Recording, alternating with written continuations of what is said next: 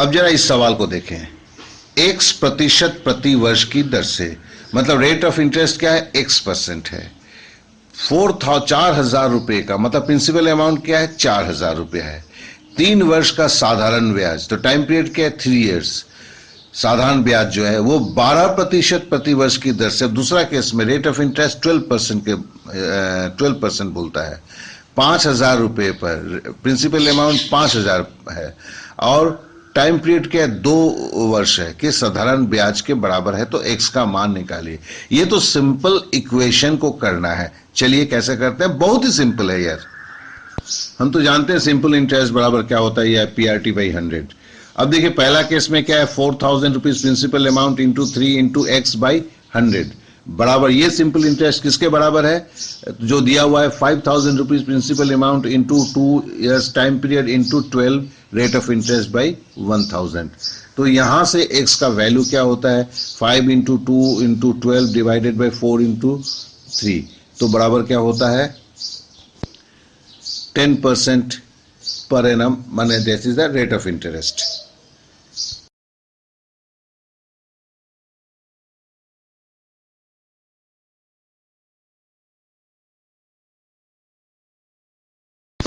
इस सवाल को देखें, किसी साहूकार को पता चलता है कि वार्षिक ब्याज की दर रेट ऑफ इंटरेस्ट 8% से 7/3/4 मतलब 7.25 मतलब Q/8% हो जाने से उसकी वार्षिक एनुअल इनकम में 61 रुपया 50 पैसा कम हो जाता है।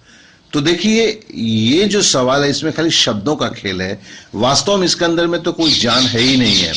हम जानते हैं कि उसको कितना कम हो जाता है, 8% है, दूसरा है 7/3/4 है। तो हम खाली रेट ऑफ इंटरेस्ट जो है, सिंपल इंटरेस्ट के रेट ऑफ के डिफरेंस से उसकी घाटा कितना होता है, 61 रुपया 50 पैसा, बस उसी को हम सजाएंगे। तो पहला केस में क्या है, रेट ऑफ इंटरेस्ट 8% है, तो हम लेते हैं, चलिए x उसका मूलधन पकड़ लेते हैं, x इंटू 8 इंटू 1/100 माइनस, देखिए या x इंटू 31/4, ये 7.1/4 का 4 सतह 28 और 3 31, वही है 31/4 हुआ। 7.3/4 का हमने रेट ऑफ इंटरेस्ट कैसे 31/4 लिखा है इंटू 1, ये बराबर 61 रुपीज 50 पैसा है। यहां से अगर x की वैल्यू निकालते हैं तो x की वैल्यू आता है 24,600 रुपए। बहुत ही सिंपल है, इसमें केवल क्या है कि आपको कैसे सजाना है, बस इस बात पे नजर रखना है।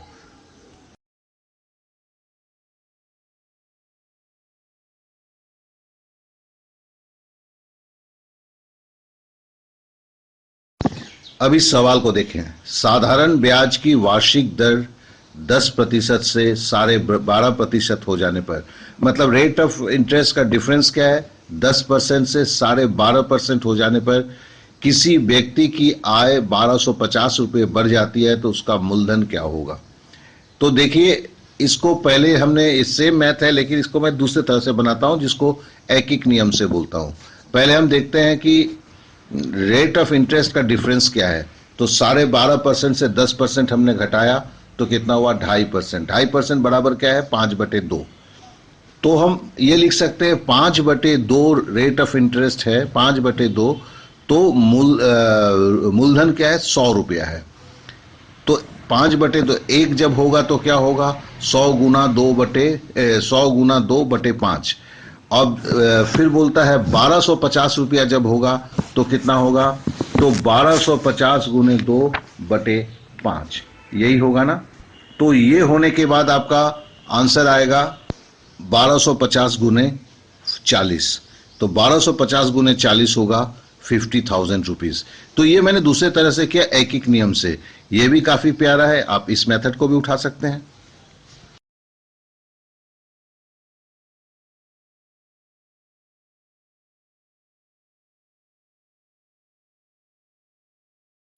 अब जरा इस सवाल को देखें, कोई धनराशि साधारण ब्याज के किसी दर पर 3 वर्ष के लिए उधार दी गई है, एकदम क्लियर है।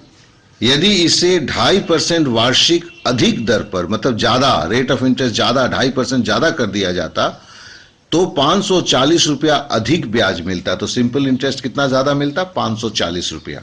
तो उधार दी गई राशि क्या है? तो देखिए इसे हम करते हैं तो इसे भी बड़े सिंपल तरीके से हम एक एक नियम से करते हैं। कैसे सजाया है जरा उसको देखें। पहला देखिए 2.5% तो बराबर 5/2 होता है। तो हम लिखते हैं 5/2% का 3 साल का ब्याज है 540 रुपया, मतलब 540 रुपया है।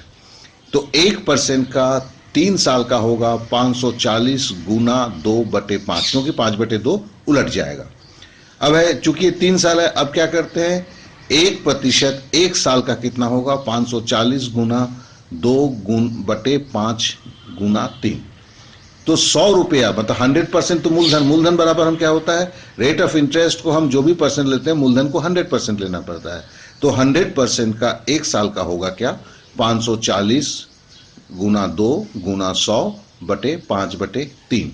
तो इस तरह से हम करते हैं तो हमारा क्या निकलता है आंसर 7200। तो देखिए ये भी हम एक एक नियम से हमने इसे बनाया जैसे पहले की तरह बनाया। तो इस विधि में करने पे बहुत सारे मैथ आपको हो सकते हैं और बहुत ही सिंपल सोच के साथ ये होता है। तो इस विधि को जरूर अपना लें।